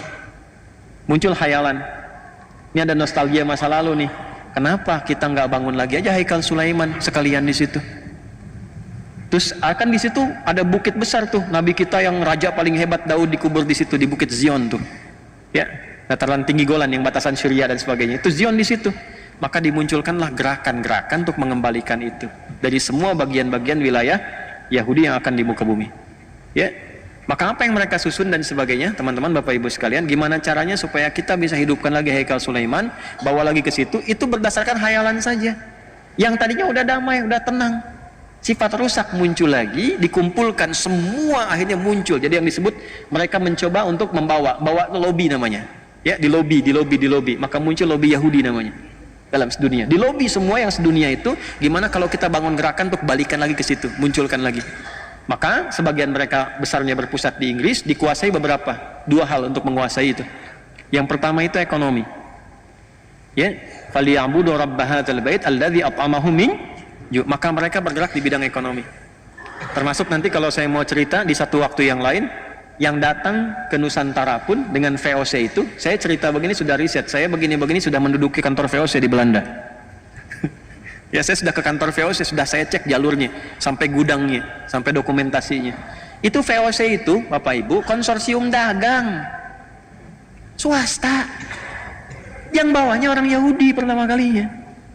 Ketika hancur di Eropa, dia melihat ada ekspedisi-ekspedisi yang dilakukan oleh pasukan-pasukan salibis. Setelah periode 1492 terjadi perjanjian Theodosius, kemudian Isabel, ya, itu disatukan dengan Ferdinand yang di Spanyol itu jatuh. Kemudian setelah itu membuat misi 3G.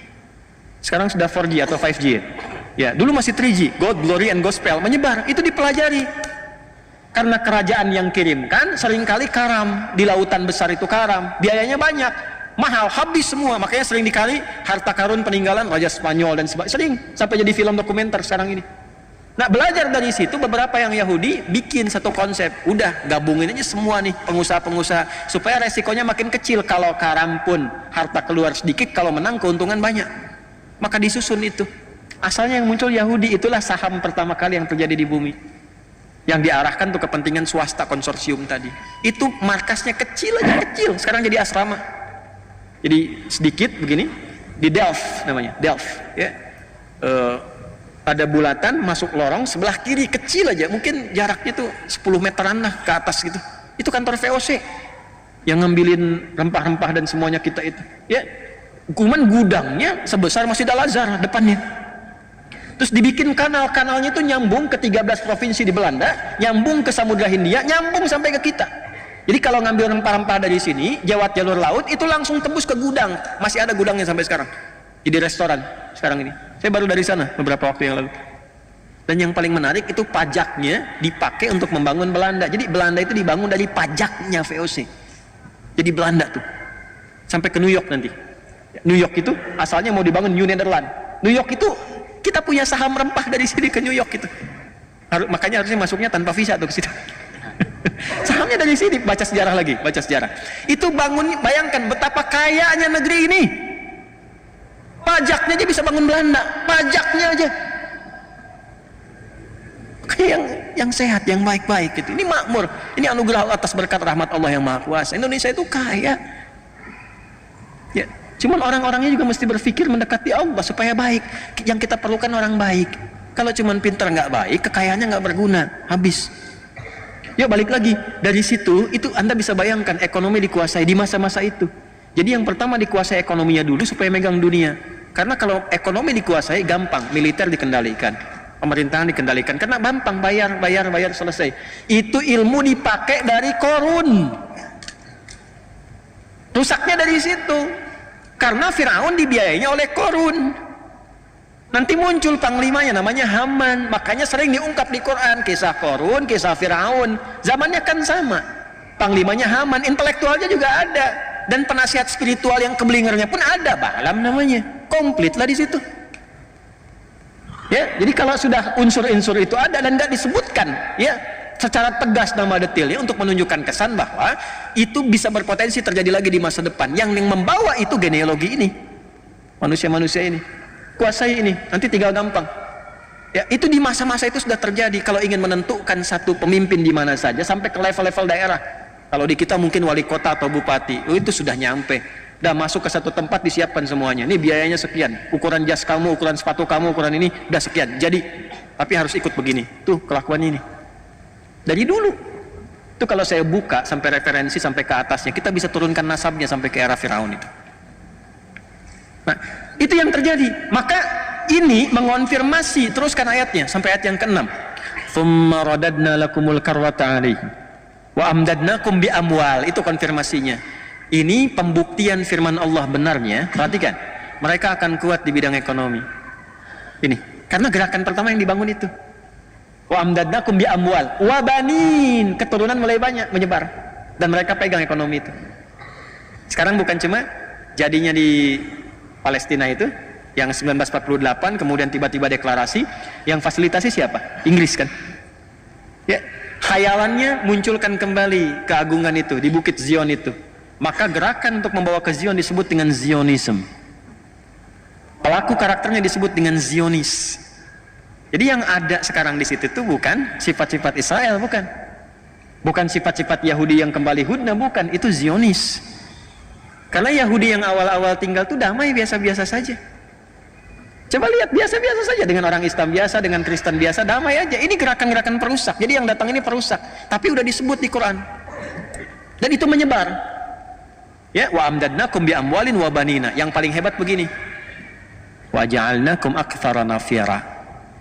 Dan gerakan itu nanti melintasi zamannya akan punya dukungan-dukungan dari pihak-pihak luar yang menguatkan dan membantu mereka. Nafir itu artinya yang mensupport, yang mendukung, yang mendorong.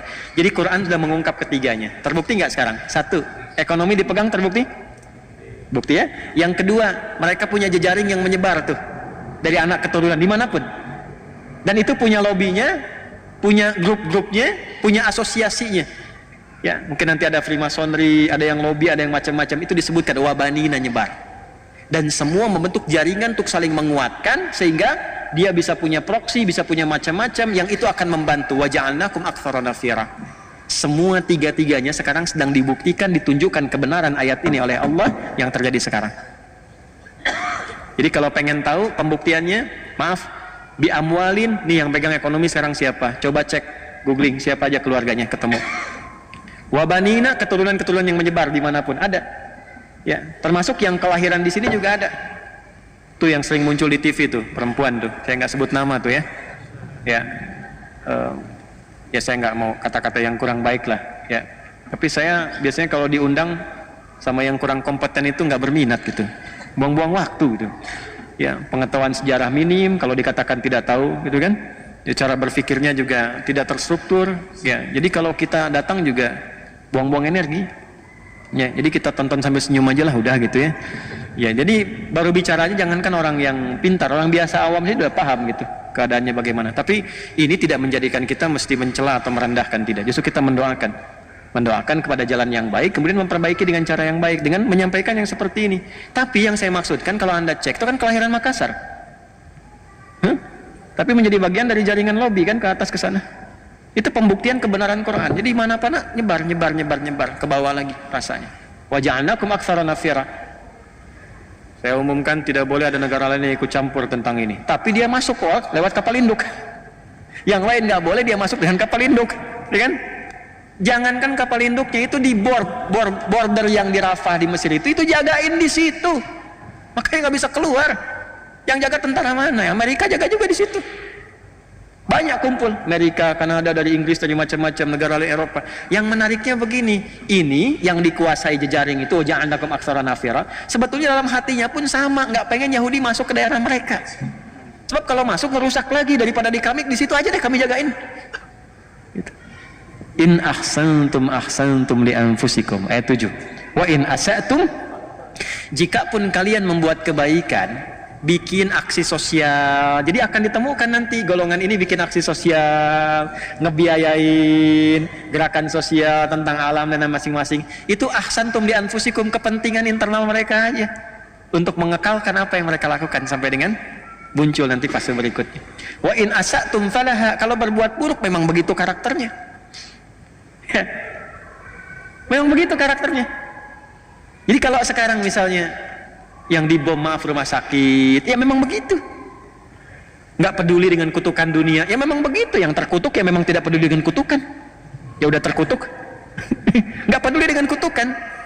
Ya jadi kalau Anda mau keluar, teriak-teriak sampai di luar dan sebagainya, udah nggak akan didengar sama mereka. Nggak akan didengar. Kita paling menggetarkan dunia saja bahwa ada kepedulian, tapi mereka nggak dengar, dibom aja. Kemarin dibom rumah sakit. Yang Al-Ahli itu kan rumah sakit baptis itu. Ya dibom gereja, dibom masjid. Dunia bergerak. Semua mengutuk, Dewan PBB mengutuk resolusi. Besoknya mereka tertawa aja. Dibom lagi ambulans. Perjalanan ke rumah sakit dibom, 15 orang meninggal. Terus kami menyesalkan itu. Apa yang Anda sesalkan? Ya. Fa'idza jaa'a wa'dul akhirati. Maka jika nanti muncul yang kedua nih. Jadi yang fase pertama sudah, sekarang sudah fase kedua. Ini kerusakannya sudah global, sifatnya global dan manusia-manusia diam. Ya. Di balik diamnya itu akan ada nanti tiba orang-orang hebat. Liyasu'u wujuhakum. Orang hebat ini akan ada 3 periode. 3 fase. 1, golongan-golongan hamba Allah yang mempermalukan mereka untuk memberikan kesan kepada dunia. Ini nggak sehebat seperti yang kita kira kok. Teknologinya paling canggih, intelijennya, strateginya, penyadapannya gitu kan, sehingga propaganda yang dibuat keluar itu seperti yang tadi saya sampaikan, propaganda keluar tuh begitu, selalu menampakkan gak ada apa-apa, kita yang paling hebat, ini kecil kok, cuma ormas kecil gini ya, dibanjirin aja selesai gitu kan. Tapi kan nggak selesai-selesai. Sayangnya beberapa orang terpengaruh dengan itu. Ya, nggak ngaji. Akan ditemukan kata Allah, satu golongan hamba akan muncul. Hamba-hamba ini begitu terlatih untuk menunjukkan kepada dunia, mempermalukan wajah mereka di dunia. Oh ternyata yang selama ini kelihatan seperti hebat, gak hebat-hebat juga. Random habis juga, kena juga. Ya, biayanya sama biaya yang kecil-kecil. Oh ternyata yang selama ini strateginya, kemudian intelijennya, kemudian juga ya penyadapannya macam-macam itu begitu canggih. Ya ternyata intercept juga, kena juga. Selesai juga. Dan itu hanya dilakukan oleh kelompok-kelompok yang disebut kecil. Jadi untuk memberikan kesan kepada dunia yang besar, negara-negara yang merasa punya militer, punya pesawat tempur dan sebagainya, Anda kemana aja selama ini? Enggak, bukan masalah iman, bukan masalah keyakinan, cukup jadi manusia aja. Tapi bagi orang Islam, kemanusiaan itu dilampaui dengan keimanannya. Imannya kemana? Gitu, ditampakkan liyasu'u wujuhakum, itu satu, untuk mempermalukan wajah mereka di hadapan dunia. Ternyata selama ini yang disebut hebat cuman begini aja. Lantas Anda yang tidak punya ya apa yang mereka miliki orang-orang hebat ini, tapi memiliki alat-alat yang Anda klaim canggih, lebih hebat daripada mereka. Ini orang-orang nggak punya landasan pacu untuk pesawat tempur. Pesawat tempurnya nggak punya, senjata nggak lebih hebat dibandingkan dengan negara-negara yang ada lain sekarang. Orang-orang negara-negara yang mengatakan di situ muslimnya banyak misalnya, atau negara-negara Islam, atau umumnya dunia pada umumnya yang pesawatnya hebat, alutsistanya banyak dan sebagainya dan seterusnya, diam. Sementara yang disebut terbatas ini tiba-tiba mempermalukan, oh dengan begini aja selesai, bisa kok. Ya itu satu. Waliyadkhulul masjidah kama dakhaluhu awwala marrah. Nanti ada golongan kedua. Ya, golongan kedua ini sudah menyelesaikan semua konflik yang ada di situ, menenangkan kembali sampai Masjidil Aqsa dibebaskan. Fase kedua. Fase ketiga, ini saya baru memahami ayat ini dan hadis Nabi. Ini hadis Nabi ini, jangankan kita, orang Yahudi sendiri pun begitu yakin dengan hadis ini. Jadi saya kasih tahu rahasia ya, ini diantara kita saja nih. Ya. Ini mau habis nih, 5 menit, 10 menit lagi lah ya waktunya. Saya mohon izin tambah 25 menit tadi. Gak apa-apa ya, 15 menit tadi tambah. Ya sini. Jadi Yahudi itu yang nggak diterima, yang nggak mereka terima Nabi Muhammad sebagai nabi. Tuntunannya masih diterima. Yang nggak diterima itu cuman kenapa nabinya Muhammad gitu. Itu aja. Kalau nabinya bukan Muhammad, dari jawab mereka akan diterima. Cuma tapi tuntunannya diterima. Makanya oleh mereka Quran diriset. Makanya oleh mereka hadis diriset. Dan mereka yakin dengan itu. Salah satu yang diyakini apa? Nabi kan pernah menyampaikan di puncak nanti bagian ketiga itu, fase ketiga, ya, waliyutabbiru ma'alau tatbira, menghabiskan semua tanpa kecuali, habis, selesai.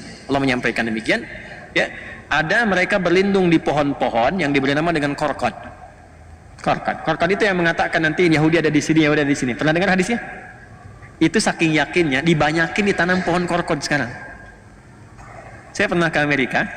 Desember yang lalu saya mampir ke Washington DC. Nanti kalau ada rezeki main ke Amerika ke sana ya, ke DC. Washington masih lampu merah sana dikit tuh. Itu ada Masjid Indonesia wakaf di zaman Pak SBY dulu ya.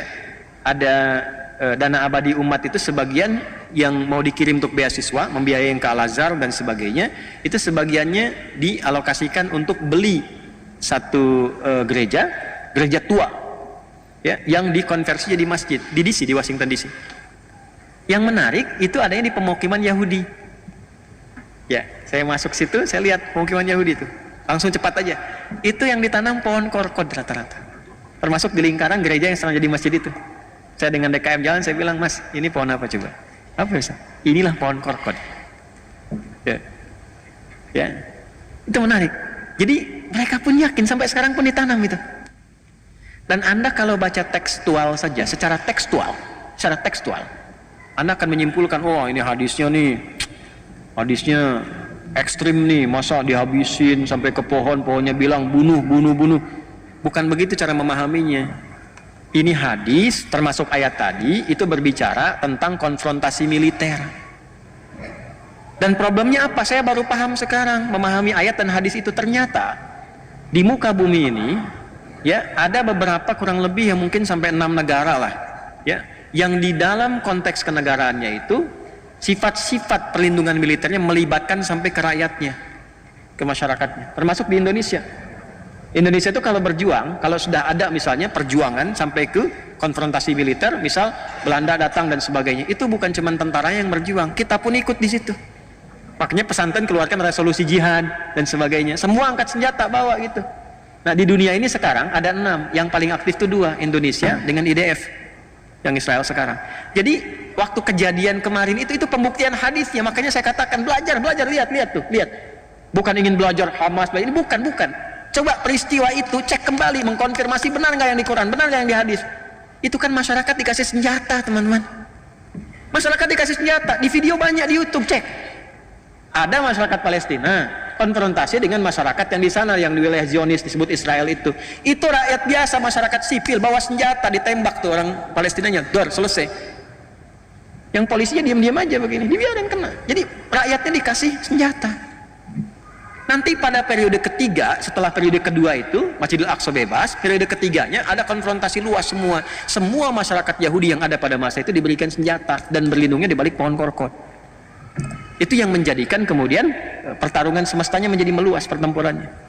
Itu maksudnya. Nah, jadi kalau Anda melihat situasi sekarang dengan karakteristik bom ini, bom itu, emang karakter rusak ini. Ya, tapi tidak bisa dipukul rata. Misalnya Yahudi keseluruhan nggak bisa dipukul rata. Yang rusak-rusak aja nih. Yang apa? Yang Zionis, yang diklaim dengan Israel sekarang itu. Ya, yang lain-lainnya mungkin ada yang baik-baik juga ada.